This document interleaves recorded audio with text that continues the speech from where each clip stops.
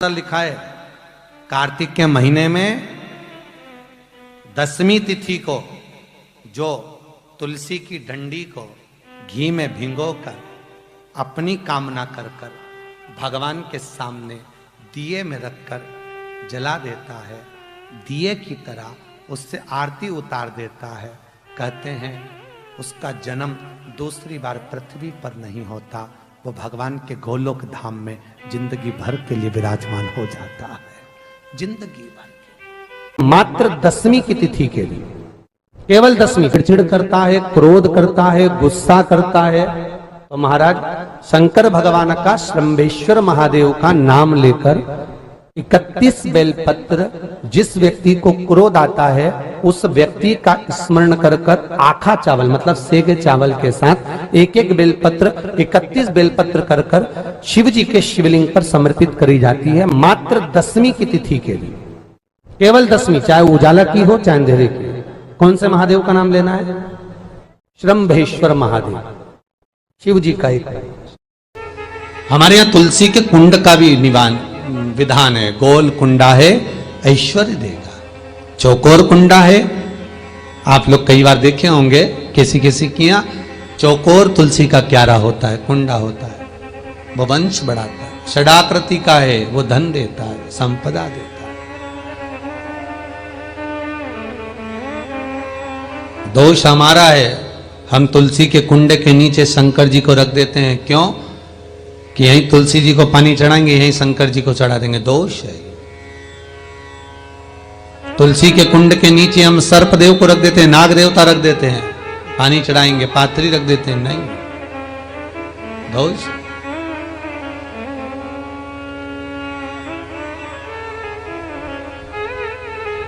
उसका दोष हम सबको स्वयं अगर गलती करते हैं तो स्वयं को भोगना। कैसा कुंड हो, 7 तरह के कुंडों का व्याख्यान तुलसी के रूप में कहा गया है महाराज।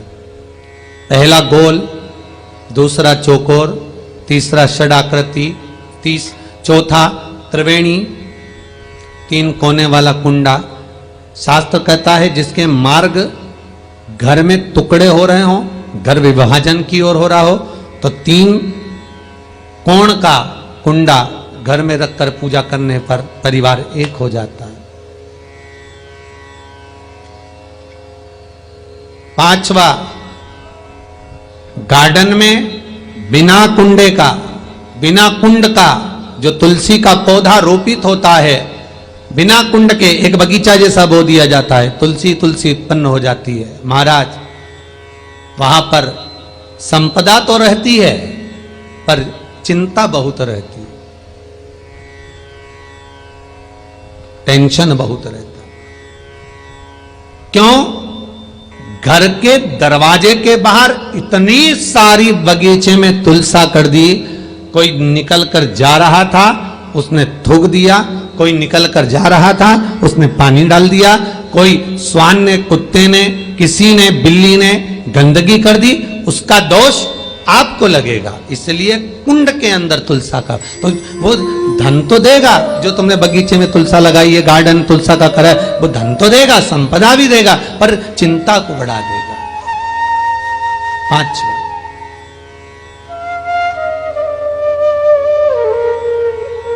महाराज 6ठा, तुलसी के कुंड को 3 धार पर लटका कर रखना। कई जगह पर आपने देखा होगा तुलसी का जो कुंडा होता है उसको 3 जो तार होते हैं, 3 जो चेन होती है, उस पे लटकाया जाता है। महाराज विष्णु पुराण उसका भी व्याख्यान करती है। महाराज वहां व्यक्ति के कार्य उन्नति की सीढ़ी की ओर बढ़ जाते हैं।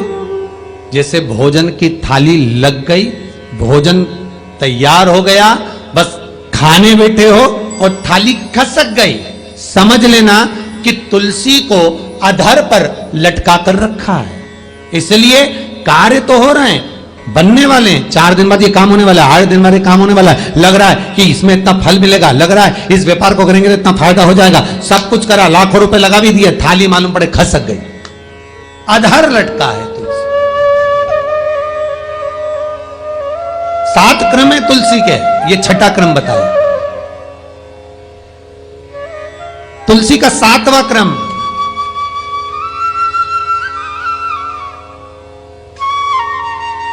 तुलसी का 7वां क्रम है। महाराज, तुलसी का कुंडा जैसा घर के आंगन में है, तुलसी का कुंड जैसे घर के आंगन में विराज रहा है, ऐसा ही छोटा सा कुंड भगवान के लिए रोपित करें। प्रतिदिन भगवान की सेवा करते समय तुलसी का कुंड सम्मुख रखकर उसकी आराधना करना, फिर उस कुंड को वापिस बाहर ले जाकर रखना, फिर दूसरे दिन पूजन के समय पर कुंड को लाकर रखना। हम तो यहां तक कहते हैं, विष्णु पुराण गर्ग संहिता कल्याण का तुलसी अंग यहां तक वर्णन करता है कि आप पूरे साल ये नहीं कर सकते तो कम से कम कार्तिक के महीने में भगवान के सामने तुलसी का छोटा कुंड, चौकोर वाला, गोल नहीं, चौकोर कुंड लाकर भगवान के सामने रखकर छोटा सा कुंड का पूजन कर कर भगवान के साथ उस कुंड को वापस बाहर विराजमान करें, फिर कल लेकर आए, फिर विराजमान करें। आप पूरे साल नहीं कर सकते तो चीजें हैं। पहले नंबर पर है नसीब, दूसरे नंबर पर बदनसीब और तीसरे नंबर पर खुश नसीब। जो भी परमात्मा ने आपको दिया वो आपका नसीब है, और परमात्मा ने जो दिया उसके बाद भी आप अगर संतुष्ट नहीं हो वो आपका बदनसीब है। जो मिला उससे भी हम खुश नहीं है तो ये आपकी बदनसीब है। जो मिला उसमें संतुष्टि है, समझ लो आप खुश नसीब हो।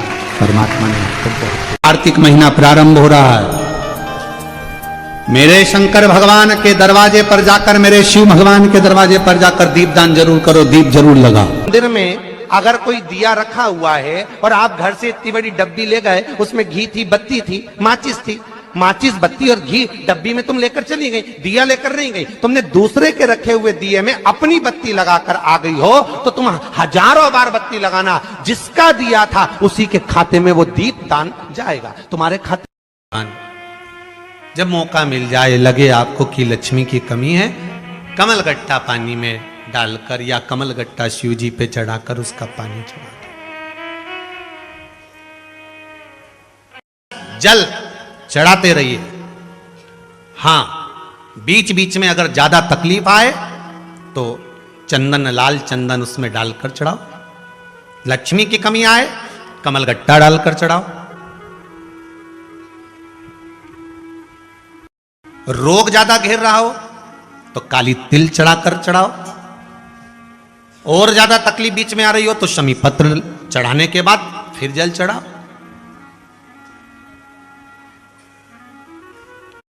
शमी पत्र का जो विधान है वो 2 बार चढ़ाने का होता है। एक बार अगर आप किसी कामना से शमी पत्र चढ़ा रहे हो तो शमी पत्र पहले शिवलिंग के ऊपर चढ़ाया जाता है, उसके बाद जल चढ़ाया जाता है। जब जल चढ़ जाए, दूध चढ़ जाए, पंचामृत स्नान आदि सब हो जाए, उसके बाद आप देवाधिदेव महादेव की जब पूजन करें, अर्चना करें, आराधना करें, शमी पत्र, बेल पत्र फिर समर्पित कर देंगे, फिर पुनः समर्पित कर देंगे। शमी पत्र चढ़ाकर आप जल चढ़ा दो, कभी बेल पत्र चढ़ाने के बाद जल चढ़ा दो। बीच बीच में प्रयोग करते रहना चाहिए। कमलगट्टा, लक्ष्मी जी की जो माला जपी जाती है, लक्ष्मी मंत्र की जो माला जपी जाती है वो कमलगट्टे की माला से जपी जाती है। लक्ष्मी जी को कुबेर की प्रियता के भाव से कमलगट्टा दिया जाता है, और कमल और कमलगट्टे का भाव एक ही होता है। अगर आप कमल का पुष्प भगवान को समर्पित नहीं कर पाते तो कमलगट्टा भी अगर शंकर को चढ़ा रहे हो, कमल के पुष्प का जो बीज होता है, कमल के पुष्प का जो भाव होता है वो कमलगट्टा होता है। अब कई लोग मन में सोच के बैठे कि कमलगट्टा चढ़ाने से होता क्या है, तो ये चढ़ाने से होता क्या है। जो शास्त्र और पुराण, कई लोग कहते हैं हमारे पास तो सारे शास्त्र रखे हैं, पढ़ो। अगर रखे रहने वाली बात दूसरी है, पढ़ना जरूरी है। यमराज की जो धर्मपत्नी है, यमराज की जो धर्मपत्नी है जिसका नाम है धुमोरना, यमराज जिस पर बैठते हैं भैंसा, क्या नाम है उस भैंसे का जिस पे यमराज बैठते हैं? जिस पाड़े पर यमराज बैठते हैं, जिस भैंसे पर यमराज बैठते हैं, उसका नाम क्या है? उसका नाम है पौंड्रक। क्या नाम है? पौंड्रक। तो एक बार धुमोरना ने उस पौंड्रक को देखा, उस भैंसे को देखा कि भैंसा क्या करता है कि यमराज प्राण खींचते हैं और प्राण खींचकर किसी को लेकर जाते हैं और भैंसा उसको खूब त्राड़ देता है, उसको खूब मारता है, सींग से रोनता है, पांव से कुचलता है, उसको परेशान करता जाता है। भैंसा उसको खूब परेशान करता है। पर धुमोरना ने फिर एक जगह देखा कि धुमोरना ने देखा कि वो भैंसा एक जीव को यमराज लेकर जा रहे थे, पर उस भैंसे ने उसको कोई कष्ट नहीं दिया, भैंसे ने उसको कोई परेशान नहीं किया।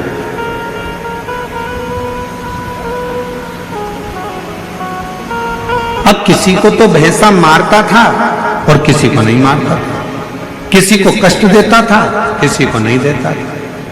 धुमोरना के मन में, यमराज की धर्मपत्नी के मन में यह बात अड़, और यमराज की धर्मपत्नी के मन में यह बात अड़ी, और यमराज की धर्मपत्नी ने विचार करा आखिर ये हो क्या रहा। जब यम की आज्ञा है कि कष्ट देना है तो देना चाहिए, फिर ये भैंसा किसी को कष्ट देता है, किसी को नहीं देता है, किसी को अच्छा रखता है, किसी को बुरा रखता है, आखिर ऐसा हो क्यों रहा।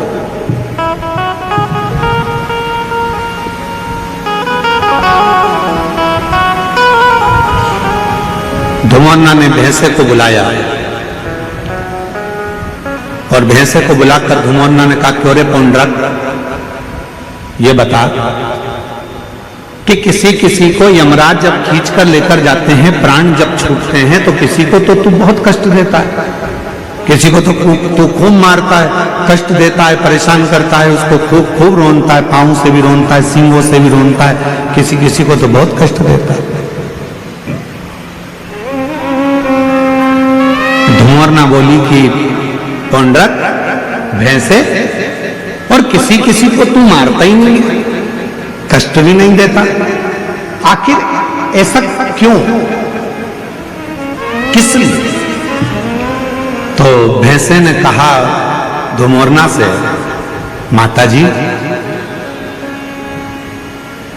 जब भगवान देवाधिदेव महादेव का रुद्र अवतार हुआ, उनका रुद्र जो अवतार था, क्रोध का जो अवतार था, उस क्रोध के अवतार में मेरा जो जन्म हुआ है, मैं जो भैंसा बनकर पैदा हुआ हूं रुद्र की जंघा से,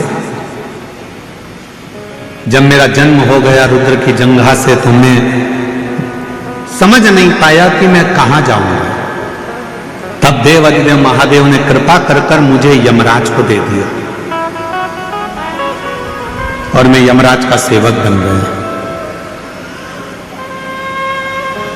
यमराज ने कहा कि तुम यदि मेरे पास में रहोगे तो मेरी आज्ञा का पालन करना पड़ेगा। तो देवाधिदेव महादेव जी ने कहा कि यमराज को मैंने तुम्हें दिया है तो तुम्हें इसकी आज्ञा का पालन करना है, तुम आज्ञा का पालन करो। और यमराज की आज्ञा का पालन धुमोरना से भैंसा कहता है कि मैं करने लगा।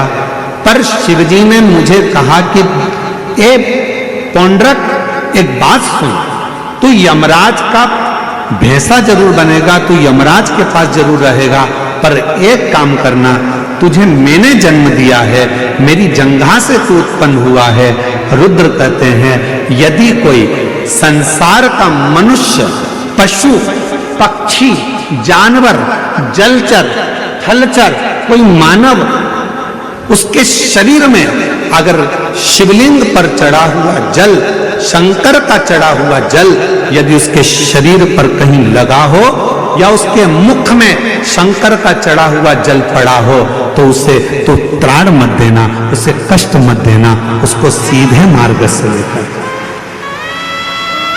उसको तू त्राण मत देना, उसको तू कष्ट मत देना, उसको तू सीधे मार्ग से लेकर, उसको तू परेशान मत करना। रग भैंसे ने वचन दे दिया देवाधिदेव महादेव को कि मैं वचन देता हूं रुद्रदेव, ये मेरा वचन है, जिसके मुख में शिव का चढ़ा हुआ जल होगा, जिसके शरीर पर शंकर का चढ़ा हुआ जल छीटा गया होगा, उसको ना यमराज परेशान करेगा ना ये भैंसा परेशान करेगा, वो सीधे कैलाश धाम की ओर जाएगा। अब हम आपसे पूछें, उत्तर दीजिएगा जरा। जितनी मेरी शिरडी की जीजियां बैठी हैं, जितने मेरे जीजा बैठे हैं, सब उत्तर दें। मरने वाले व्यक्ति के मुख में कौन सी पवित्र नदी का जल दिया जाता है? जम के बोलो जरा। गंगा का जल। तुरंत जाओ जल्दी से गंगा का जल इसके मुख में डाल दो। कभी किसी ने पूछा अपने पूर्वजों से, अपने बुजुर्गों से कि मरने वाले के मुख में गंगा जल क्यों दिया जाता है? कभी किसी पवित्र व्यक्ति से पूछा कि मरने वाला व्यक्ति का जब उसको जब शमशान ले जाया जाता है तो उसके शरीर को गंगा जल डालकर पानी से नहलाया जाता है, साफ करा जाता है? कभी किसी ने अपने बुजुर्गों से पूछा कि मरने वाले के मुख में गंगा जल क्यों देते हैं? मरने वाले के मुख में गंगा जल क्यों दिया जाता है? मरने वाले के ऊपर गंगा जल का प्रोक्षण क्यों करा जाता है? गंगा जल क्यों छीटा जाता है? उसका एक कारण है, रुद्रदेव ने जिस भैंसे पर यमराज बैठते हैं वो पौंड्रक भैंसा, रुद्रदेव ने उस भैंसे को कहा था, अगर किसी के शरीर पर शिव का चढ़ा हुआ जल हो या मुख में शंकर का जल हो तो उसको तो यम की कैद मत देना। गंगा जल कहाँ चढ़ा है? शंकर की जटा पर। तो गंगा का जल कहाँ से निकलता है? शिव की जटा से। तो शंकर का चढ़ा हुआ जल ही गंगा जल है। इसलिए जब गंगा जल किसी को दे दिया जाता है, उसके शरीर में गिर जाता है, उसके मुख में पड़ जाता है, फिर वो त्राण नहीं भोगता है, उसे कष्ट नहीं, उसे परेशानी नहीं। तुम्हारे लिए शिव महापुराण की कथा कहती है, किसी मंदिर, देवालय, शिवालय या किसी तीर्थ का सबसे बड़ा प्रसाद होता है वहां की पवित्र नदी का, कुंड का जल। वो जल जब हम अपने आसपास में देते हैं तो हमें हजारों हजारों तीर्थ का पुण्य फल प्राप्त हो जाए।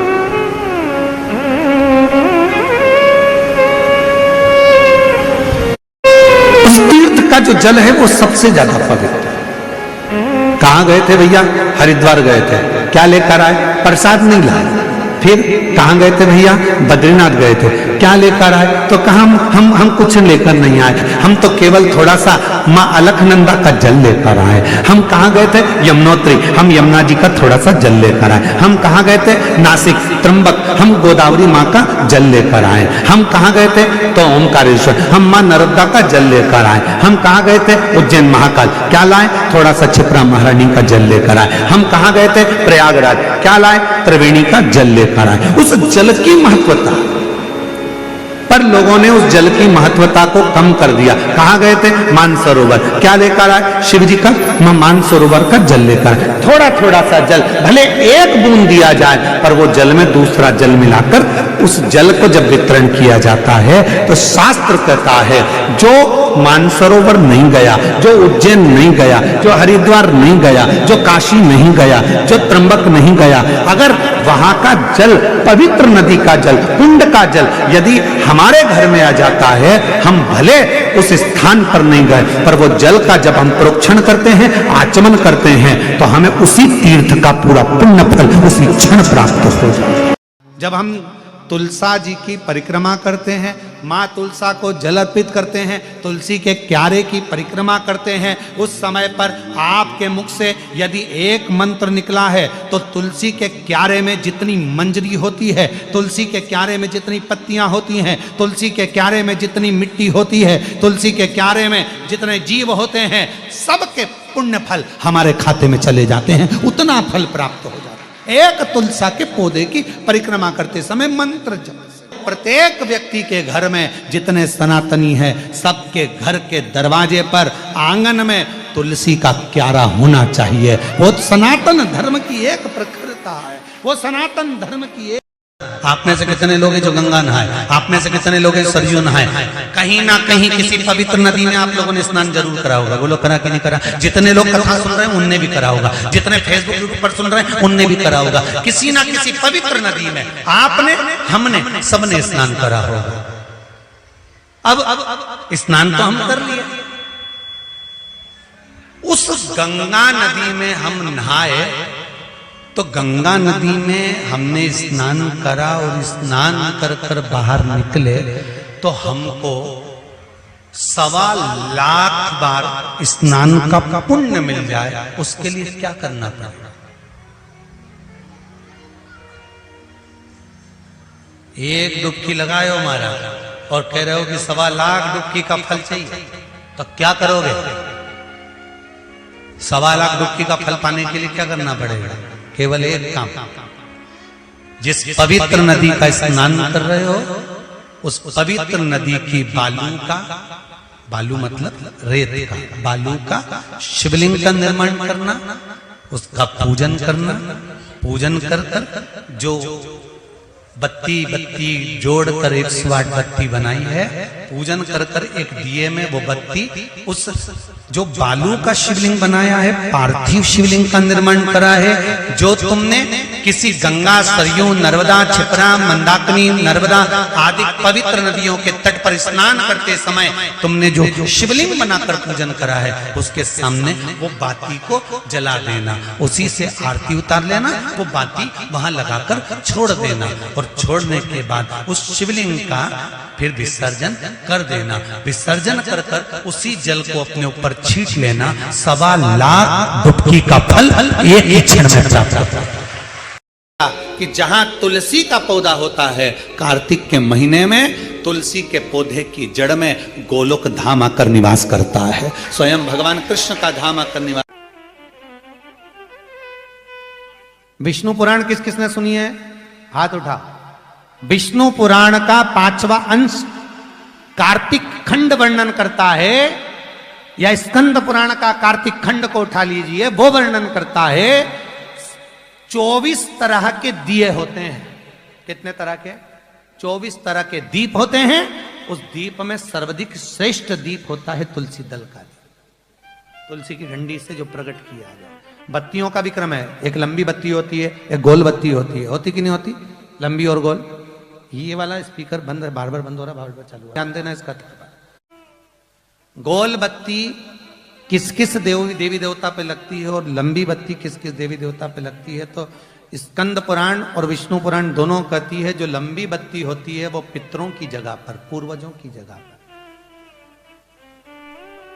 पूर्वजों की जगह पर, बड़ के पेड़ के नीचे, पीपल के पेड़ के नीचे लंबी बत्ती का प्रमाण है।